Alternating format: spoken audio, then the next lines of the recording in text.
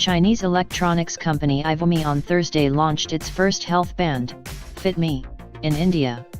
Priced at Rs 1,999, the wearable comes with a scratch-proof display, heart rate monitor, sleep monitor, running mode, vibration reminder, pedometer, GPS and other features, iVoomi said in a statement. The FitMe health band is sleek, smart, dust-proof and water-resistant and features a display of 128x32 pixels resolution that makes it crystal clear from all viewing angles, said iVoomi India CEO Ashwin Bhandari.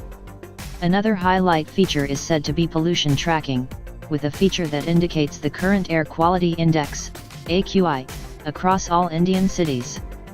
With an IP67 certification for dust and water resistance, the iVoomi FitMe health band can be submerged in up to 1 meter of water for 30 minutes, has auto-sync for SmartMe OS 2.0 and is capable of OTA, over-the-air software, updates.